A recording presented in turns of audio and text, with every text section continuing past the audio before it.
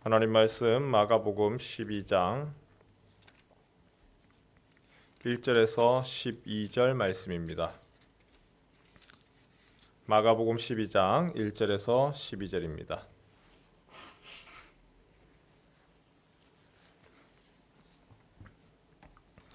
예수께서 비유로 그들에게 말씀하시되 한 사람이 포도원을 만들어 산 울타리로 두르고 즙자는 틀을 만들고 망대를 지어서 농부들에게 새로 주고 타국에 갔더니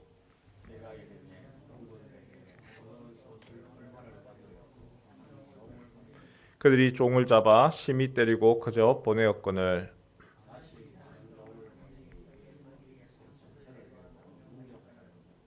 또 다른 종을 보내니 그들이 그를 죽이고 또 그 외에 많은 종들도 더러는 때리고 더러는 죽인지라.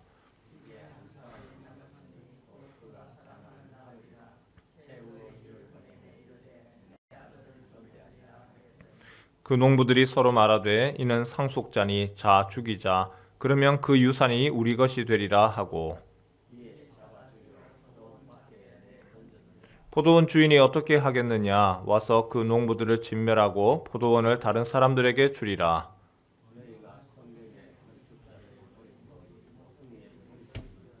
이것은 주로 말미암아 된 것이요 우리 눈에 놀랍도다 함을 읽어보지도 못하였느냐 하시니라. 그들이 예수의 이 비유가 자기들을 가리켜 말씀하심인 줄 알고 잡고자 하되 무리를 두려워하여 예수를 두고 가니라. 아멘. 11장 27절부터 시작하면 오늘 이야기가 연결이 되지요.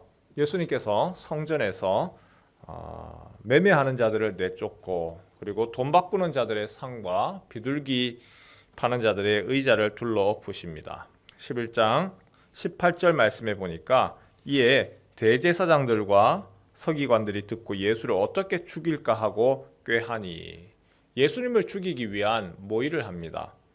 날이 저물어서 예수님이 성 밖으로 나가셨다가 그 다음 날이 되어 예루살렘에 다시 들어오지요. 27절 성전에 계시는 예수님께 대제사장과 서기관들이 작정을 하고 찾아왔습니다. 무슨 권위로 이런 일을 하느냐? 당신이 무슨 권위로 이런 장사를 하지 못하게 하느냐? 당시에 제사장의 허락 속에서 서기관들이 허락 속에서 장사를 하는 것이었습니다. 그런데 예수님은 장사를 못하게 하니까 무슨 권위로 네가 뭐 때문에 네가 뭔데? 라는 것이죠. 11장 29절을 볼까요? 예수님 그들에게 하시는 말씀이 있습니다. 나도 한 말을 너희에게 물으리니 대답하라. 그리하면 나도 무슨 권위로 이런 일을 하는지 이르리라. 나도 그러면 얘기해 줄 테니까 내 권위에 대해서 왜 이렇게 하는지 너가 먼저 대답해라. 그런데 그 대답하기가 참 어렵습니다. 하늘로부터라고 하면 요한의 세례를 거부했기 때문에 너희가 왜 요한을 거부하느냐라고 할 거고 사람들로라라고 하면 사람들이 예수님을 선지자로 또 여기는 그런 것 때문에 하지도 못하고 결국은 이러지도 못하고 저러지도 못하고 오히려 사람들로부터 창피를 당합니다. 모욕을 당하는 것이죠.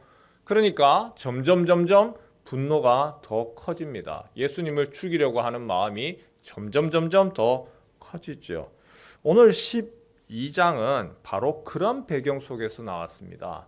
너무 잘 아는 내용입니다. 포도원 농부 비유지요. 내가 무슨 권위로 이렇게 하는지 얘기하겠다.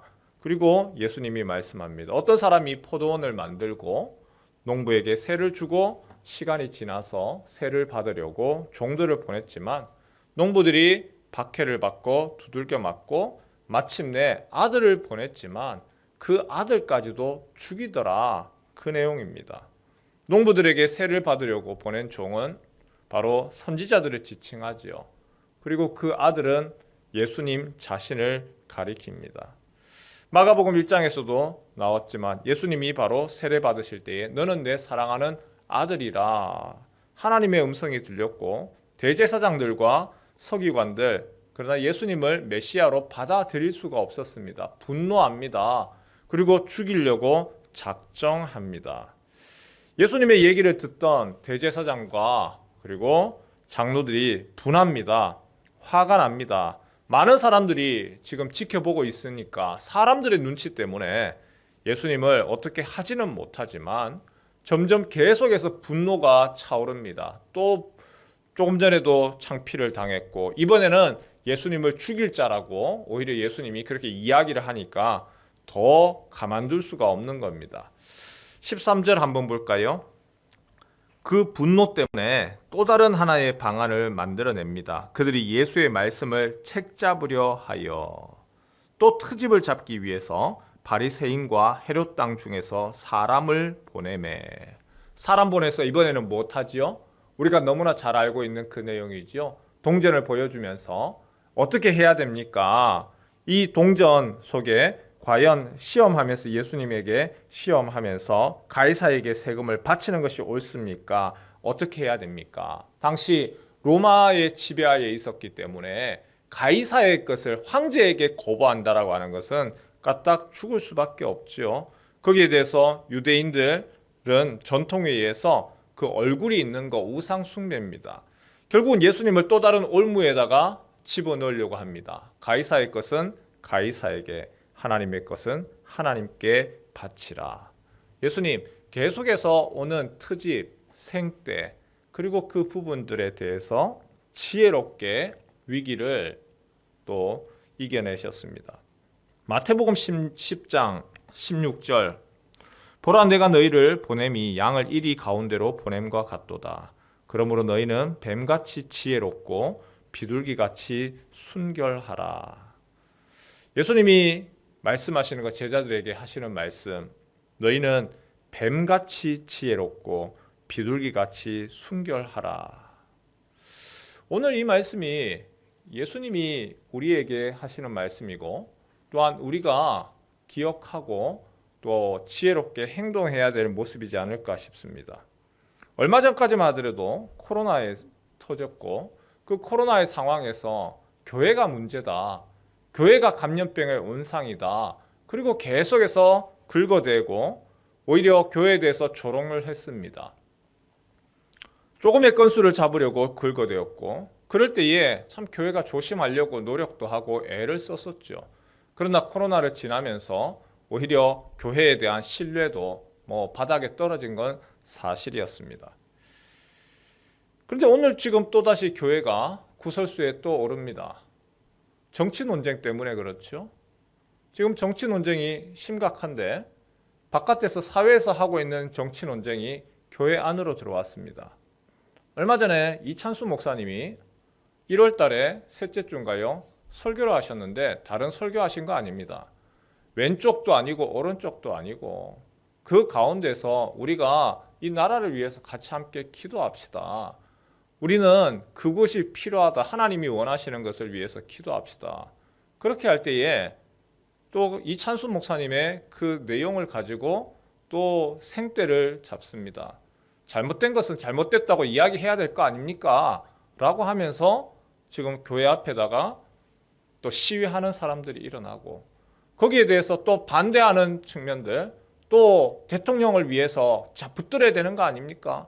그 속에서 지금 이제는 아무 정치적인 표현도 하지도 않았는데 그 문제가 이제 교회로 지금 들어와서 각 교회들마다 지금 몸살을 앓고 있습니다. 개인적으로 정치적인 견해 다 가지고 있습니다. 정치적인 견해 없는 사람 여기 누가 있습니까? 저도 저의 정치적인 견해가 있고 각 성도들 한 사람 한 사람마다 정치적인 견해 다 가지고 있습니다.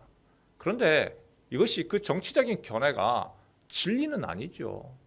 10년 지나고 30년 지나면 그때를 돌아보면 30년이 지나서 오늘날 2025년도를 보면 그걸 가지고 그렇게 했었나 싶은 것이 사실입니다. 세월이 지나가고 시간 지나가면 평가도 달라지고 사람들의 생각도 달라집니다. 그런데 그것이 전부인 줄 알고 그것이 모든 것인 줄 알고 모든 에너지를 다 집어넣고 내 생각하고 맞지 않는다고 척지고 오히려 교회 안에서도 저 목사님은 저쪽 따라가네, 이 목사님은 이렇네 평가하고 판단하고 교회는 상식을 따르지 않습니다. 상식을 영어로 하면 커먼 센스입니다. 일반적인 사람들이 생각하는 거 이걸 커먼 그 생각에 따라가는 것을 커먼 센스, 상식입니다. 교회는 상식 이하가 되면 안 됩니다. 사회에서 얘기하는 그 기준 아래에도 미치지 못하면 요거도 먹는 거죠. 하지만 교회는 그 상식에 따라서 움직이는 것이 아니고 상식을 뛰어넘은 캐노니컬 센스, 성경의 가치를 쫓아가는 겁니다. 아무리 내 생각이 맞고 다른 사람 생각이 틀리다 할지라도 하나님이 우리에게 주시는 그 말씀 앞에서 우리가 순종하고 따라가는 것이지, 커먼 센스, 상식에 맞추어서 이거 상식도 뭐 그것도 몰라? 그렇게 분위기를 만들어가는 것이 정치적인 집단, 이데올로기에 휩싸이는 것이 교회가 아니라는 겁니다. 주님이 우리에게 원하시는 것이 무엇이냐? 성경에서 계속해서 얘기하는 것이 세상이 그렇게 한다 할지라도 쫓아가지 말고 오직 너희는 마음을 새롭게 하고 변화를 받아서 하나님의 기뻐하시는 대로 그렇게 나아가라. 세상을 바꾸고 변화시키라고 하는 것으로 했는데, 오늘 우리가 가지고 있는 이데올로기죠. 일종의 이데올로기입니다. 그 이데올로기를 가지고 교회를 움직이려고 하고 내 생각하고 다르다. 이쪽은 생각은 이렇다라고 나아간다면 주님이 원하시는 교회의 모습하고는 너무나 달라지는 것이죠. 오늘 예수님이 지금 한국 교회에 오시면 그렇게 이데올로기 한쪽으로 되어져 가는 모습을 뒤집어 놓으실 겁니다. 한쪽으로 가는 모습, 내가 이것을 기대했지 않는데 왜 이 모습으로 가느냐? 오늘 우리가 기도해야 되는 거, 교회는 시대에 뒤떨어져서 안 됩니다. 오히려 그 시대를 선도해야 되지만 교회는 투명하고 공정하고 주님이 원하시는 대로 나아가고 비둘기같이 순결하고 뱀과 같이 지혜로워야 됩니다. 교회가 자칫 잘못하면 코로나 시대 때에도 그렇게 수많은 욕을 먹고 조롱의 대상이 되었는데 오늘 또다시 다른 모습으로 오히려 세상에 대해서 감동을 주고 교회로서의 가치로 나아가는 것이 아니고 성경의 가치로 가는 것이 아니고 이데올로기의 가치로 나아가다 보니까 오히려 교회가 왜 저래? 지금 교회의 모습 아니잖아. 또 다른 조롱으로 나아가고 있는 것이죠. 이 아침에 우리가 함께 기도할 때에 이 말씀 가지고 같이 기도했으면 좋겠습니다. 비둘기같이 순결하게, 그리고 뱀과 같이 지혜롭게. 주님이 내가 너희를 보냄이 양을 이리 가운데로 보냄과 같도다. 지금 딱 맞는 상황이죠. 양을 이리 가운데로 보냄과 같도다. 그러므로 너희는 뱀과 같이 지혜롭고 비둘기같이 순결하라. 예수님에 대해서 계속해서 트집 잡고 생떼 잡는 것이 있었던 것처럼 오늘 성도들에게도, 우리에게도, 예수의 제자된 우리에게도 생떼와 트집이 있습니다. 그러나 그러한 부분들에 대해서 너무 걱정하고 두려워할 것도 아니지만 거기에 대해서 같이 함께 움직여서도 안 되고 주께서 우리에게 기대하시는 모습들, 주님이 그거 하라고 교회로 모였지 우리가 그 모습을 위하여서 바로 그 방향을 향하여서 함께 나아가는 그러한 지혜로운 하나님의 사람들 되시길 주님의 이름으로 축원합니다.